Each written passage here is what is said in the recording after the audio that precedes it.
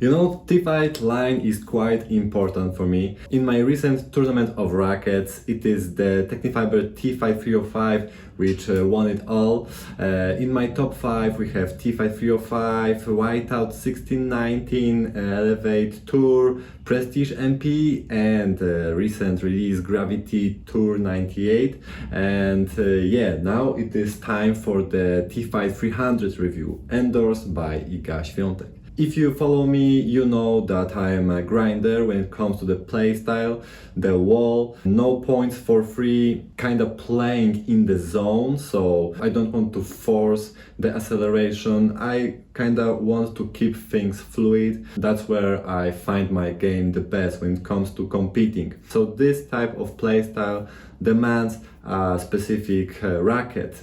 It can't be too control-oriented because I will struggle on defense, neutralizing the ball, and the frame can't be too powerful because it will take out the confidence. You have to be in the zone, this perfect middle spot where the racket is responsive enough but control enough at the same time. So TFight 300, to me it is a mix of Solinco Whiteout 1619 with a blade and maybe something taken from the Pure Drive family. I recently played with the Pure Drive line and I think Pure Drive 98 kinda feels similar to the TFight 300. And by that I mean TFight 300 is on a more responsive side, and when it comes to the feel, it is not a plush ride. I strung the racket quite low with head hog touch, so the string is relatively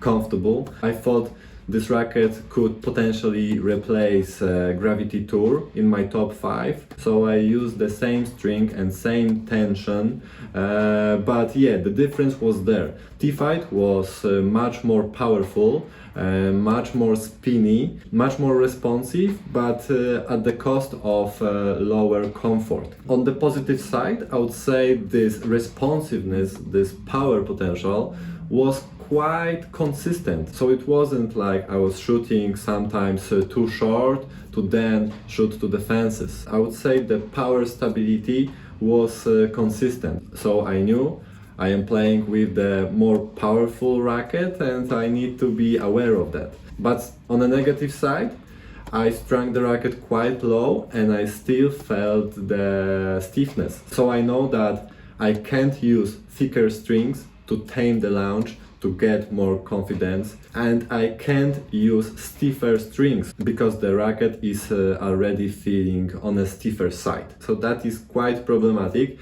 and keep it in mind. Compared to the Iga Tempo racket, I know some of you are waiting for the full review. I think that this one feels actually more classic in hands. TFight 300 feels a little bit more bulky, like towards the Speed MP, while this one is kinda closer to the Radical MP, I would say. Obviously Tempo and T-Rebound rackets are a bit stiffer, more responsive, but also more spin friendly than the Radical MP.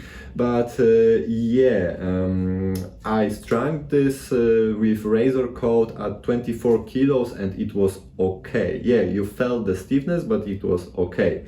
Here I am a little bit worried, like I really was feeling that. But yeah, you definitely get the spin potential, and some of the balls were really jumping high from the ground, but they were also jumping high from the string bed. So sometimes I was just shooting a bit too far. And yeah, that is probably the main takeaway from this review. TFight 398 is a racket for aggressive players with fast strokes, fast acceleration, fast wrist motion to get the spin potential. You have to be a spin-oriented player to benefit from this type of racket. I think Tempo was a bit more gentle when it comes to the aim, like I could aim at lower boxes above the net and it was a bit easier to hit the target above the net. While with the TFight 300 sometimes I was just shooting too high, closer to the VCore 98 family, I would say. Yeah, the launch angle is very similar to the V-Core 98. So if you look at my top 5 rackets, you will see that, yeah, most of them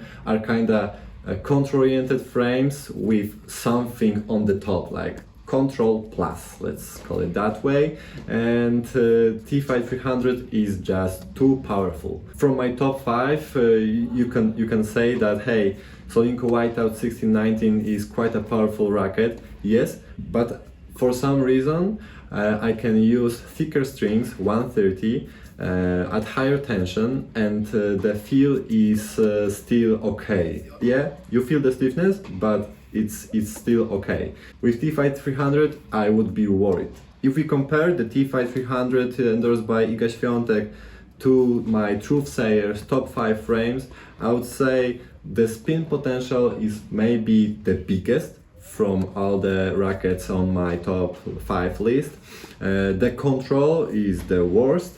The comfort is the worst. The forgiveness is fine. The launch angle is quite comparable to the Whiteout 1619. The racket felt stable, quite fast, but you felt the heaviness, you felt the plow through, but on a good side. It didn't really came to my head that I want to add some mass to the head. It would be mainly finding the balance point of my preference.